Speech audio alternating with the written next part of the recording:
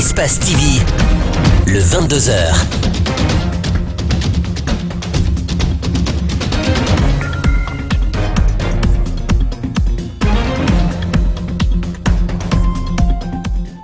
Vous regardez Espace TV, c'est un plaisir de vous retrouver, mesdames et messieurs, bonsoir. Et tout de suite, les titres de cette édition d'information. Lancement ce jeudi de l'opération de réalisation d'un répertoire opérationnel des métiers et emplois. Ce projet initié par le gouvernement guinéen en partenariat avec la BIT et la Banque africaine de développement permettra de mettre en valeur l'agriculture, l'agro-industrie et l'agro-business. Le gouvernement dirigé par le Premier ministre Kassori Fofana a 100 jours, une occasion de faire le bilan de l'équipe gouvernementale et sur cette question, le bilan est mitigé. La chancelière allemande est en visite au Sénégal au menu des entretiens avec le président Macky Sall, le renforcement de la coopération entre les deux pays.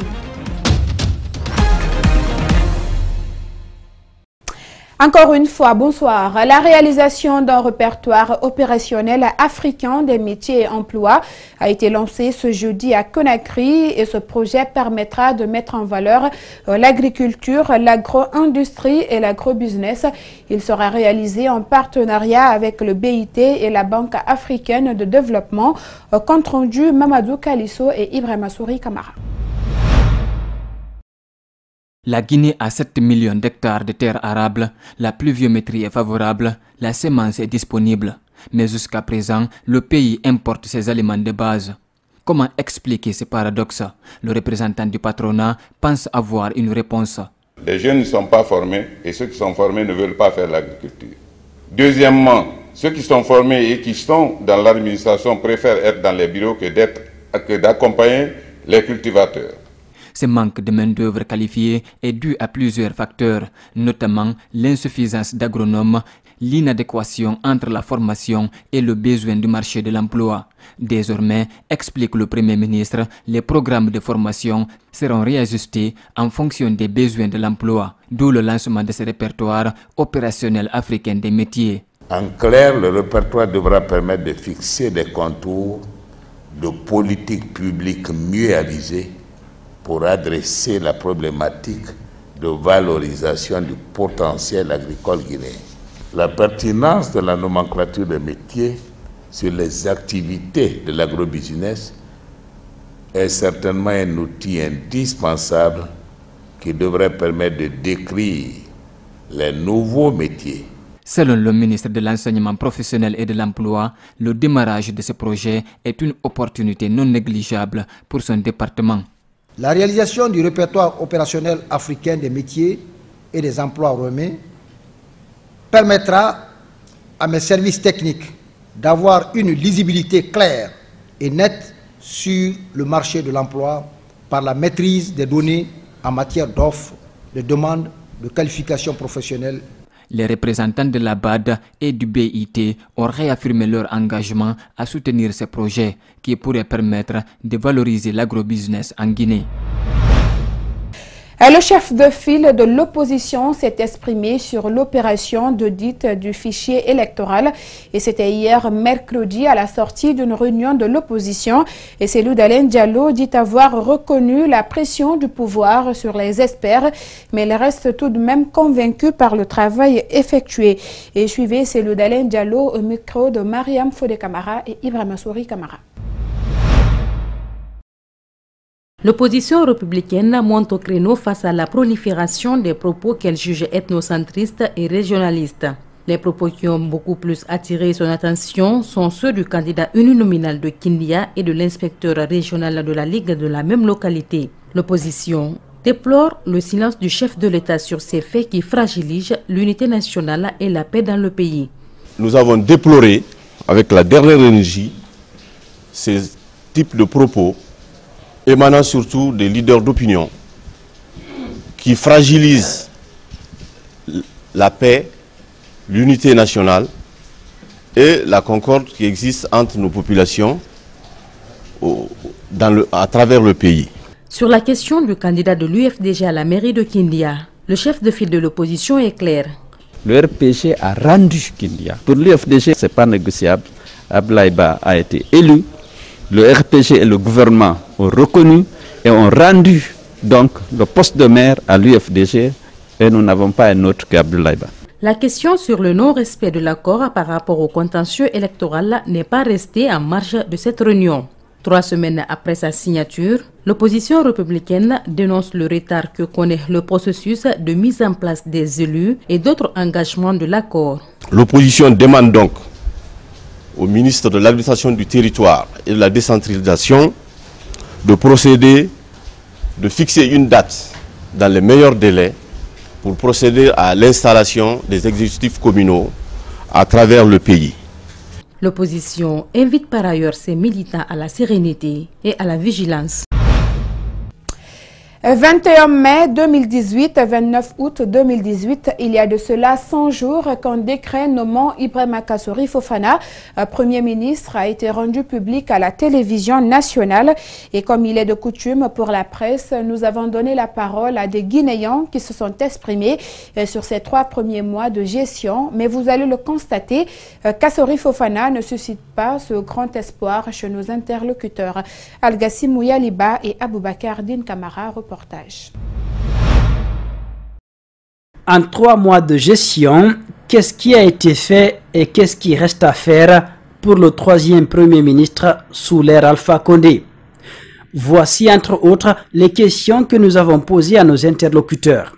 Et pour certains, Kassory Fofana a déçu. Il avait des engagements face à la population que lui-même n'a pas honorés, à savoir la lutte contre la corruption. Il avait aussi interdit les mamayas. Vous avez vu, tout le gouvernement pendant une semaine, le gouvernement n'a pas travaillé. Le Premier ministre même était en déplacement avec beaucoup de ministres pour les mamayas qui s'est passé à Cancan. Tout cela traduit l'échec de ces 100 jours. D'un Kourouma à un autre, le constat reste le même.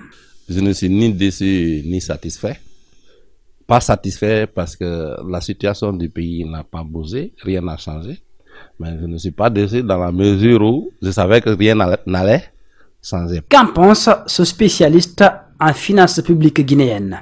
La lutte contre la corruption, le gouvernement a commencé, si j'ai dit le gouvernement du Premier ministre, a commencé vraiment avec beaucoup de courage en sanctionnant, en révoquant des directeurs.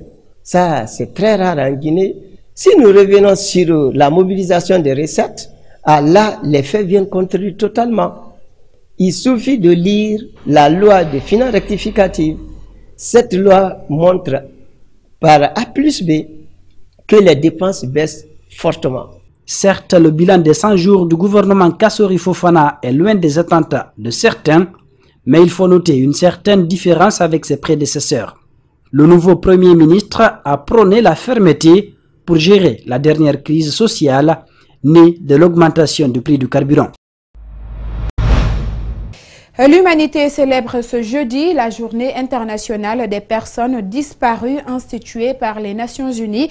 À cette occasion, Maître Frédéric Foromouloua, un activiste des droits de l'homme, dévoile des cas enregistrés en Guinée et tire la sonnette d'alarme pour éradiquer le phénomène.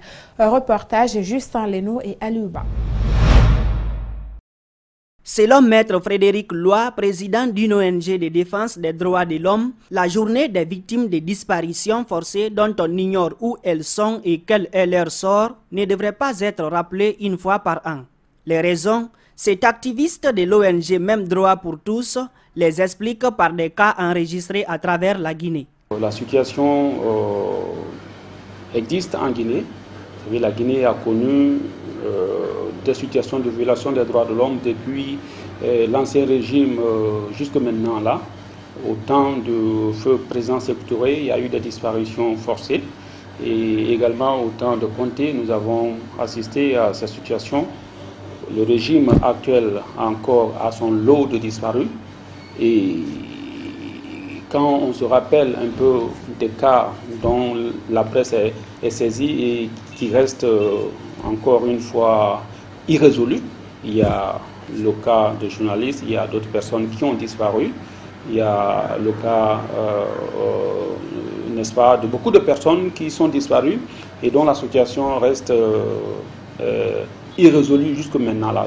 Pour éradiquer ces phénomènes qui prennent de l'ampleur en Guinée au cours de ces dernières années, Frédéric Foromou-Loa évoque des mesures envisagées. Nous, on ne peut que dénoncer, on ne peut que faire des rapports, on ne peut que écrire aux autorités, on ne peut qu'alerter.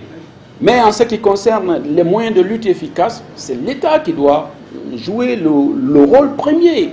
Parce que c'est l'État qui a le contrôle, encore une fois, des services de renseignement, des forces de défense et de sécurité, qui a le contrôle des moyens financiers de l'État. Donc c'est à cet État-là on s'adresse chaque fois que nous sommes devant une situation. Les ONG ne peuvent pas se substituer à l'État. La journée internationale des personnes disparues a été instituée par les Nations Unies pour se souvenir des victimes de disparitions forcées. Pour rappel, elle est célébrée le 30 août de chaque année. Le Rwanda renouvelle début septembre son Parlement. 521 candidats sont en lice pour les 80 sièges à pourvoir. Et les scrutins se déroulent en 3 jours et devraient permettre au pays de renforcer son combat pour la cause des femmes, des jeunes, des handicapés. Depuis Kigali, Jacques Lewaleno et Yacouba Traoré reviennent sur le système électoral rwandais. Kigali, capitale du pays des 1000 collines. C'est jeudi matin, la ville connaît son calme habituel, signe que tous ses habitants vaquent à leurs occupations. Pourtant, plus de 7 millions d'électeurs s'apprêtent à renouveler dans 3 jours maintenant leur parlement. Ici à la Commission nationale électorale, les acteurs mettent des bouchées doubles pour acheminer le matériel de vote. Nous avons déjà envoyé à l'étranger, là où se trouvent les bureaux de vote, nous avons déjà envoyé tout le matériel nécessaire. Et aujourd'hui, ici dans le pays, nous allons expédier le matériel électoral dans les provinces. Les élections générales ont lieu lundi prochain. La veille, les Rwandais de l'étranger feront leur choix. Le Parlement, composé de 80 députés, réserve 24 sièges d'office aux femmes. Elles sont appelées elles-mêmes à élire leurs représentantes le 4 septembre. Le même jour, les jeunes voteront pour les leurs. C'est la particularité de ce système électoral.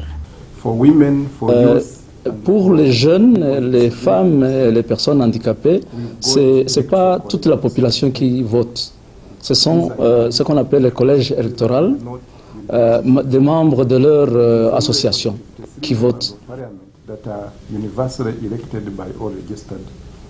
Le niveau de préparation des scrutins rassure certains observateurs, ceux qui ont notamment déjà pris langue avec les acteurs impliqués dans le processus. Ils sont arrivés à un niveau de performance qui est tel que nous pouvons compter sur leur professionnalisme, sur la compétence de l'équipe et sur leur capacité d'organisation. Notons que le Rwanda est un petit pays, facile à couvrir et donc moi ça me paraît tout à fait raisonnable comme délai. Au soir du 4 septembre, le Rwanda devrait passer à sa 5e législature d'après la crise de 1994. Après ces élections, le pays veut prouver qu'il est le premier au monde à permettre aux femmes d'accéder aux postes de décision. Elles ont été élues à 64% en 2013 au Parlement et 41% sont au gouvernement. Cette année encore, en plus des 24 sièges qui leur reviennent d'office, elles ont investi les différentes listes de candidatures des partis politiques. La délégation de l'Union européenne en Guinée a organisé un concours de presse à l'endroit des femmes journalistes de différents médias de la place, avec pour thème « Les femmes rurales ont leur mot à dire ». Et ce prix a été organisé en partenariat avec les journalistes africaines de la communication APAC Guinée, tenu du 11 au 12 août 2018. Les 2 premières lauréates de ce concours expriment leurs sentiments et encouragent de telles initiatives dans le pays. Fatou Kébé et Lamine Silla. Au total, 16 candidatures, dont un seul homme. Parmi eux, 4 ont remporté la compétition. Comme le thème l'indique, les femmes rurales ont leur mot à dire. L'objectif de ce concours était de donner la parole aux femmes vivant en milieu rural. Souvent loin des médias, ces femmes dans leur quotidien contribuent au développement du pays malgré leurs conditions de travail difficiles. Kadietou Diallo, première lauréate, considère ce concours comme une chance de découvrir les réalités que vivent ces femmes.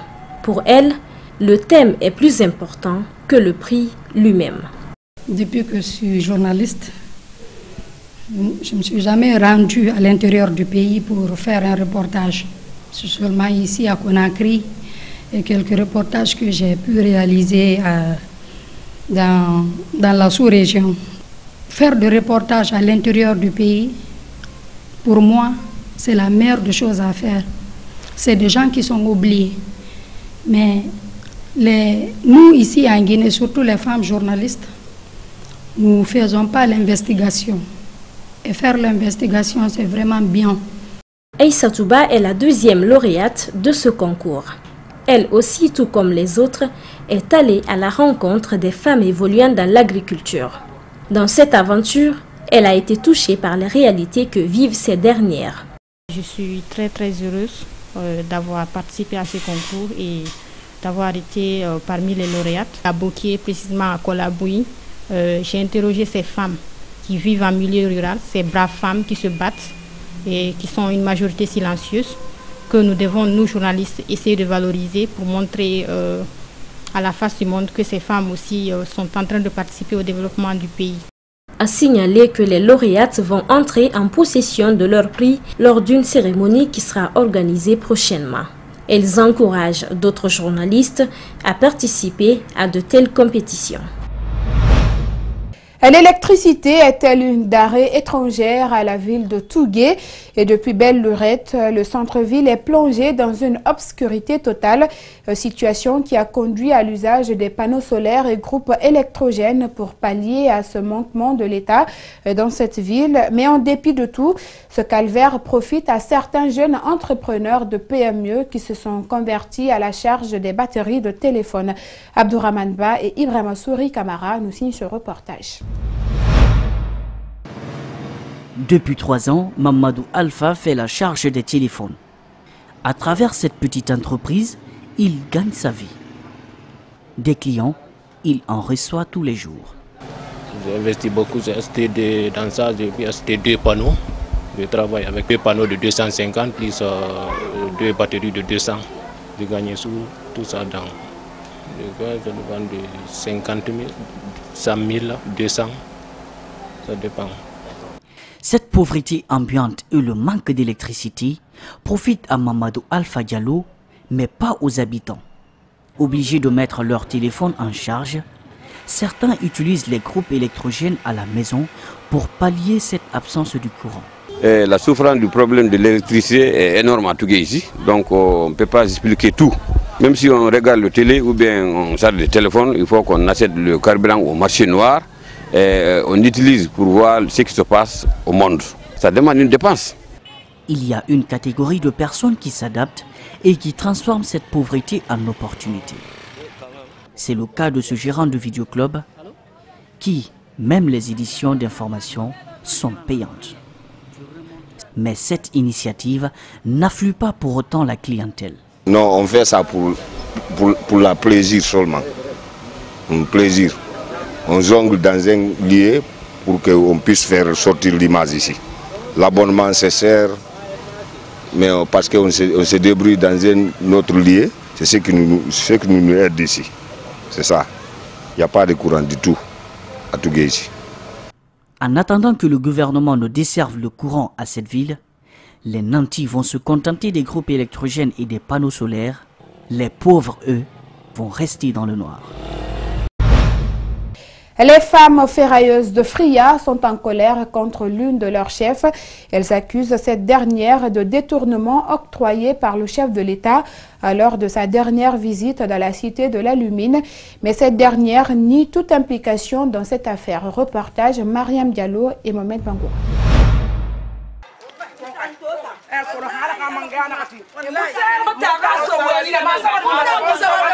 Les femmes ferrailleuses de Fria en colère contre leur chef. Ce lundi, elles se sont rendues au domicile de cette dernière pour réclamer l'argent que leur aurait donné le président de la République lors de sa dernière visite dans la cité minière. Elles accusent Moussila de s'être associé aux autorités de la localité pour dérober l'argent offert par Alpha Condé.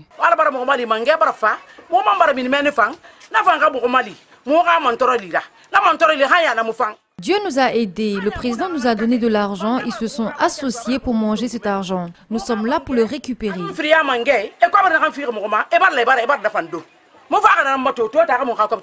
Faux, retorque la principale accusée. Oumou Silla, qui parle d'une promesse plutôt que d'argent reçu, invite les autorités à éclaircir l'opinion sur la question, avant que le pire ne se produise.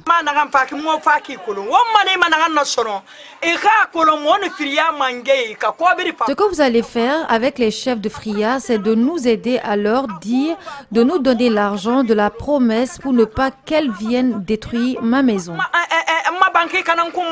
En attendant la réaction des chefs de Fria, la situation reste floue. Et l'impatience ne fait que grandir chez les femmes ferrailleuses.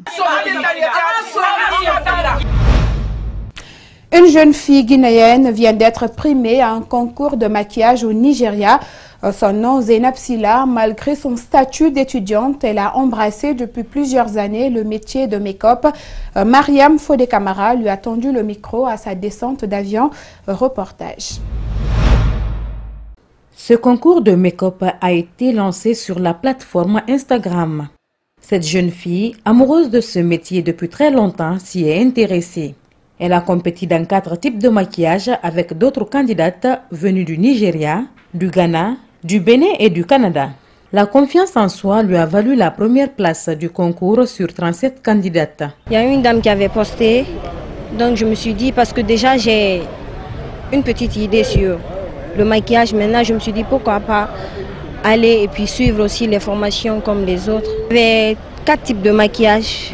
Le maquillage du marié, le maquillage du défilé, le maquillage de la soirée et le maquillage naturel. Au début c'était pas facile vu que c'était moi la plus petite, donc c'était pas du tout facile.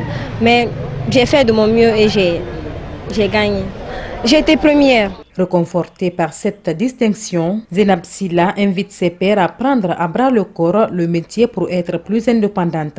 Je leur dirais de prendre en main ce métier parce que actuellement quand tu n'as pas de métier, c'est pas facile. Le premier mari d'une femme à l'heure là, c'est son travail. Tu travailles pas, tu seras pas considéré. Zainab Silla a reçu une prime de 100 000 Naira pour ses efforts.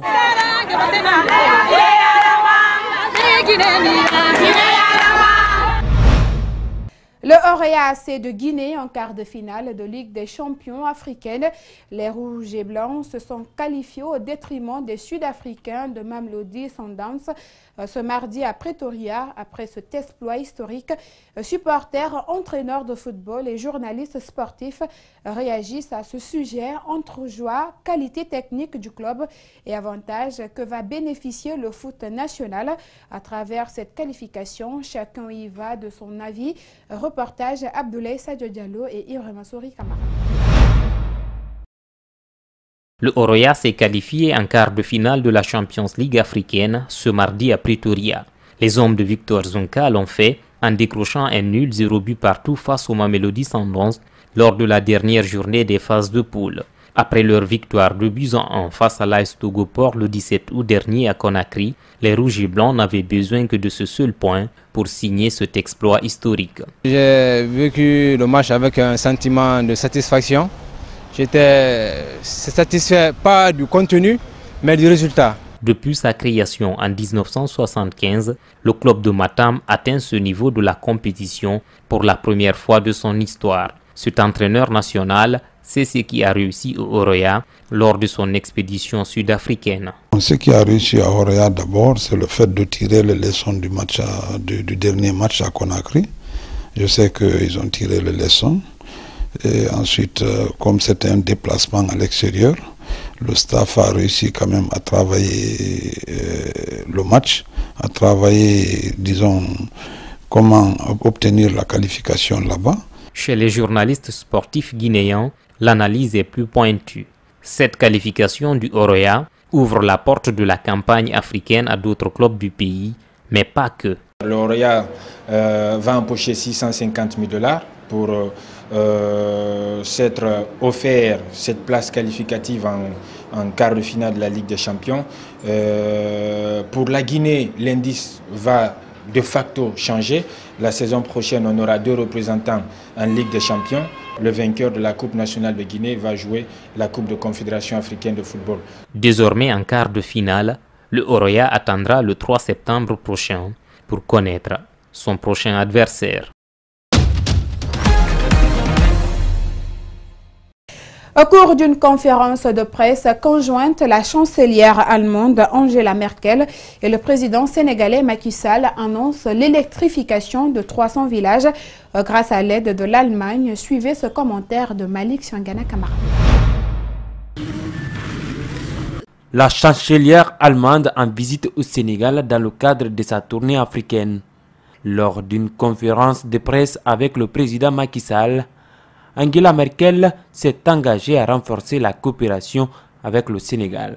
Plus de 300 villages seront électrifiés, touchant le domaine des énergies renouvelables et de l'efficacité énergique. La chancelière allemande annonce également des investissements privés dans les domaines de la santé, l'agriculture, l'éducation ou encore les infrastructures.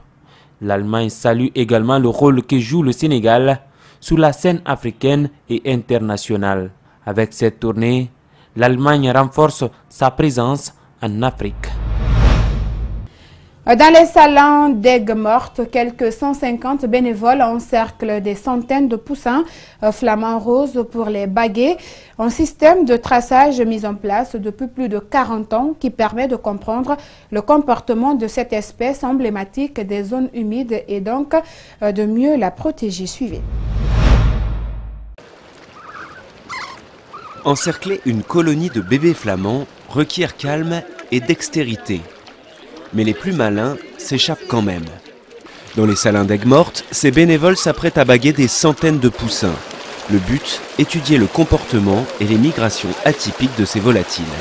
Si certains restent en Camargue, d'autres migrent vers l'Afrique du Nord en hiver, et d'autres encore, dits erratiques, décident de migrer ou non selon les circonstances.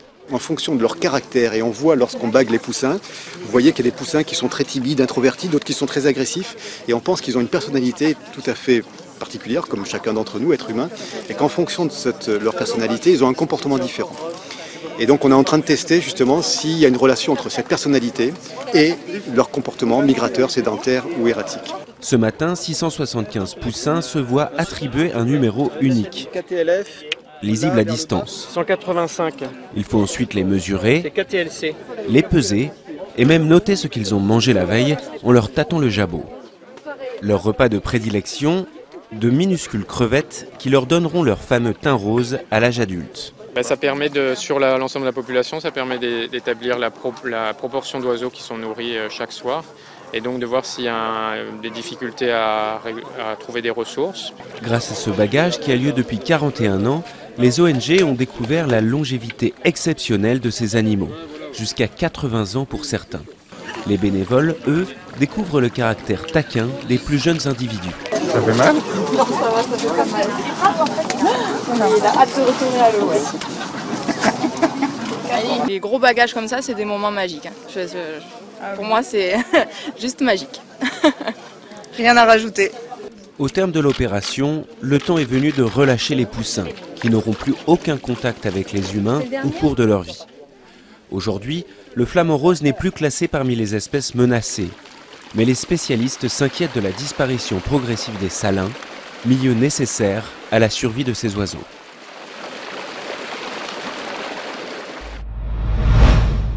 Et voilà, c'est cet élément qui met fin à cette édition d'information réalisée par toute l'équipe d'Espace TV. Merci à tous de l'avoir suivi et surtout l'info continue sur notre site web www.espacetvguinée.info et bonsoir.